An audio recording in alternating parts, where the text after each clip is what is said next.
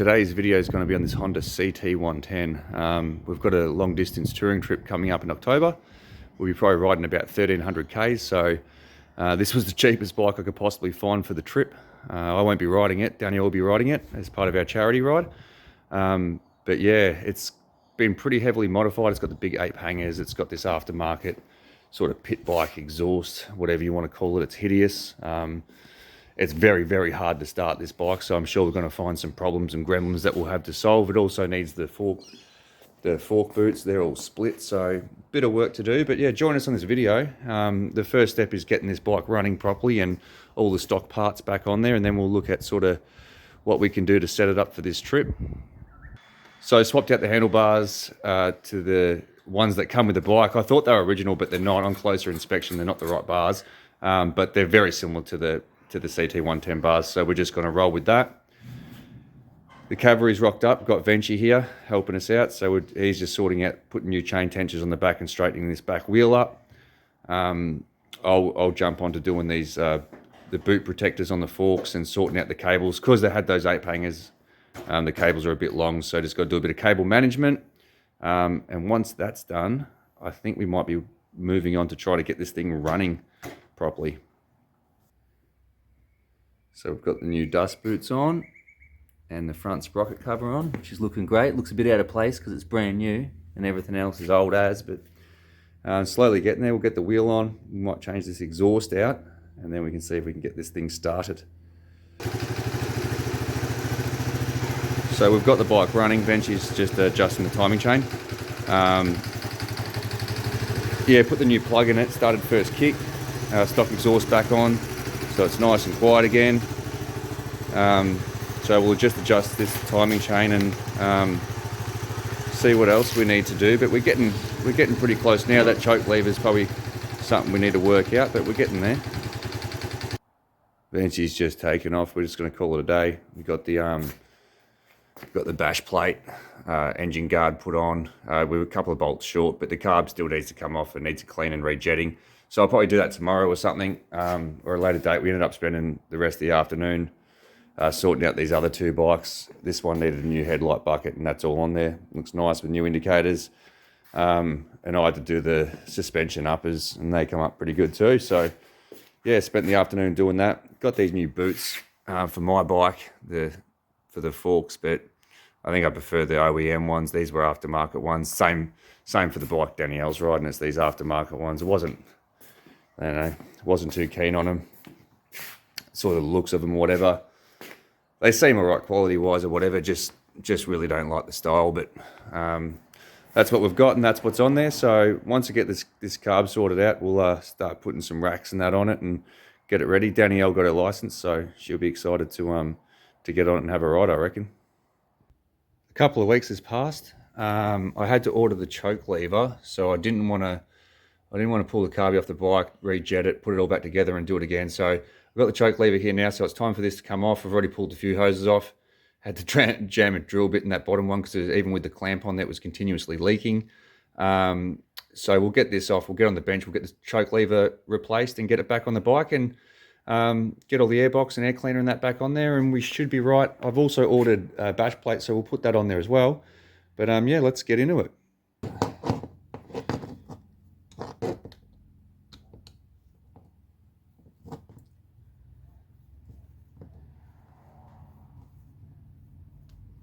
So you just got to work these screws. They're relatively tight.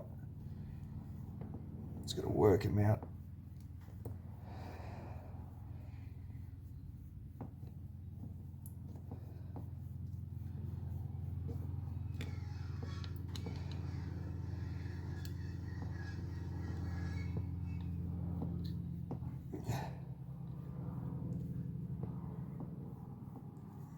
Just go backwards and forwards a bit, work them free.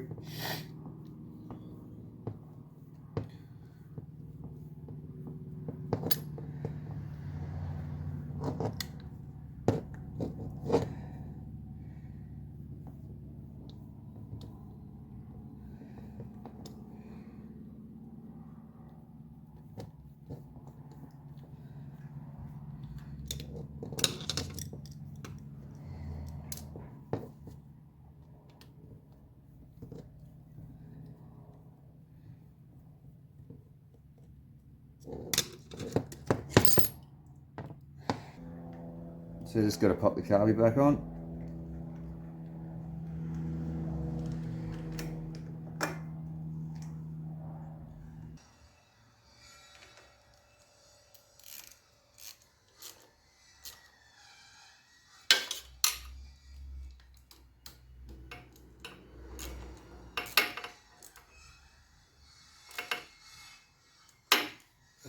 So we've just put the new choke lever on the carby, jetted it.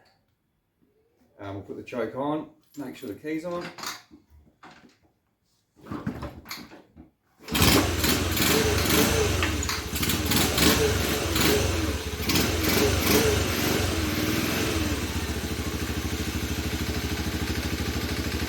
There we go, it's running really good.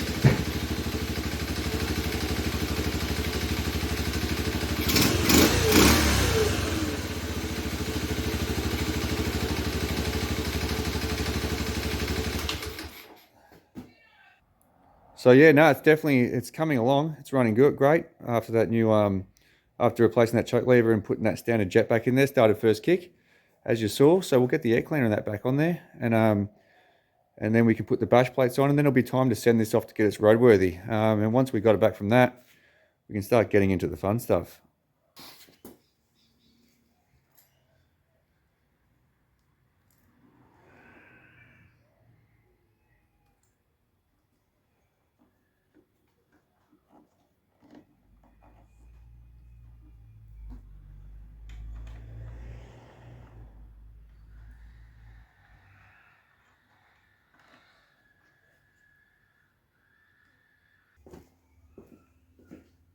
So we'll give it a start up now. It's got all the carby sorted and the airbox on it.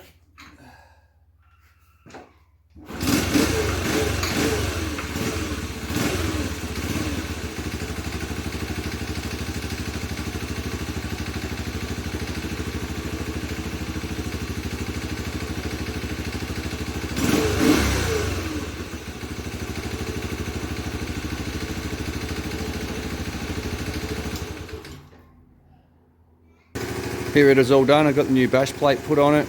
It's running great. So it's time to send it off to get a roadworthy certificate so we get some registration, some plates on it, and then we'll start setting it up.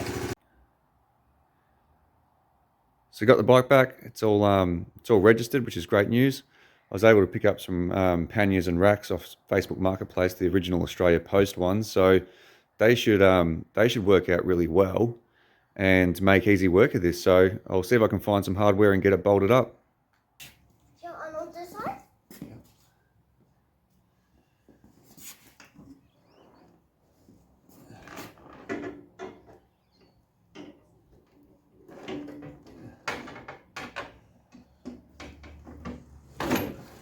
The holes line up. No, my holes are not. My side is not.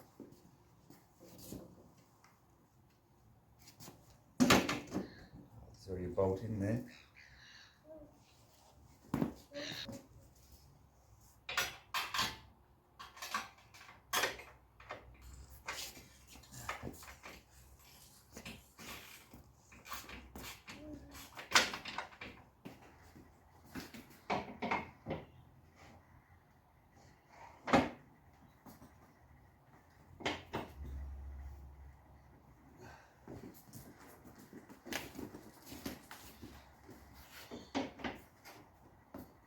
Now it looks good.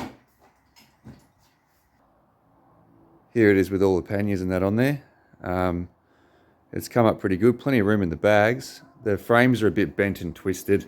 I'll have to, I've just got some bolts sitting in there for now to hold it, but it's supposed to have a spike, a locating spike in here that runs all the way down just to make the bags easily removable.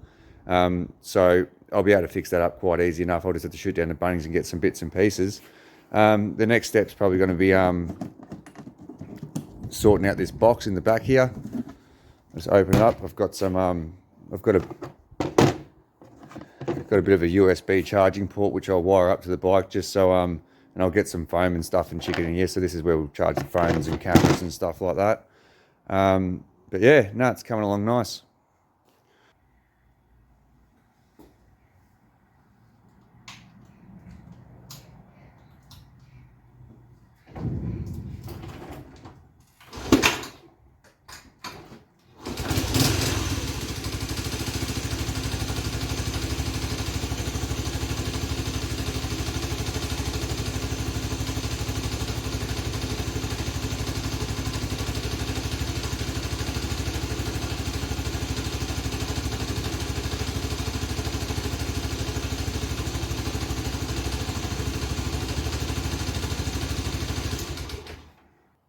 Just made a couple of little double adapters, which I'll just plug into the accessories wire and also the earth, and that will power the charging bank in the back there. So I'll just dummy plug it in, test that it all works, and then trim it all up and put it back together neatly.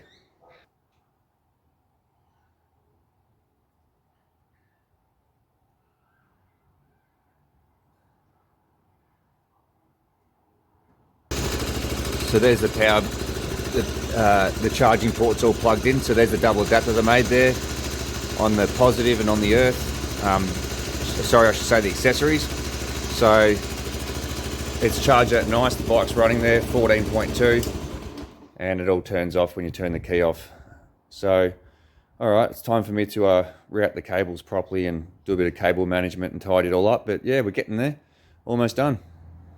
So I've had a bit of a change of mind. I was originally going to mount this inside this box, and like drill a hole for the wire to come through and tuck it in through here. But I don't think I'm going to do that anymore. And the main reason is because when we're traveling around, we're probably going to have a swag and a bag and that strapped to the back of this, and it'd be annoying that every time you want to plug something in or do something, you'd have to unstrap all the swag and that. So I've made those double adapters, and it's quite easily removable. So I think I might just even do something like some double-sided tape here, at least just for this trip. I don't think this box is very waterproof. A fella at work 3D printed it for us, but I think for the purpose of this trip, like, it'll be semi-covered by a swag or whatever, so I don't think it'll be too bad, but I think I'm just going to run with that, and that way it's quite easily removable. So I'll see if I've got some Velcro or some double-sided tape, and yeah, then I might just have to route the cable through and then trim up some of these wires. But yeah, I think that's the next step.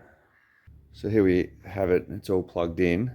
I ended up just using some Velcro just to hold that in there, but it's in there nice. Should be no dramas. And I've just taken the wire straight out of the box, tucked it under here, ran it in behind the airbox, and then when the cover's on there, you won't even really see that, but it's just sort of sitting there, and I've just got it cable tied up to where it plugs in, and I think for the purpose of this trip, it'll work out great. The next step was going to be to mount this fuel tank, but in Danielle's case, I don't think I'm going to worry about it, just because she's a little bit shorter, and it's going to probably be a challenge for her to get on and off the bike. So I think I'll leave it as a step-through frame. Because the panniers are so big, we can always just chuck a little bit of extra fuel in there. So here it is all mocked up with the swag on there for her. I've had to put a little bit of hesh in between the swag and that box just to fill in that gap, but it'll be dual purpose because she'll be able to use it to put over the seat to keep the dew off it. But yeah, I think it's time to take it for a test ride. So here it is all finished. I've just taken it out for a test ride. Everything runs great. Really happy with the little charging station and that on the back there. Overall, the bike's come up really good. It runs fantastic. So I'm sure it'll serve Danielle well on the big trip, but we'll call that the end of this video. And if you did enjoy it, please like and subscribe, and I'll see you on the next one. Thank you.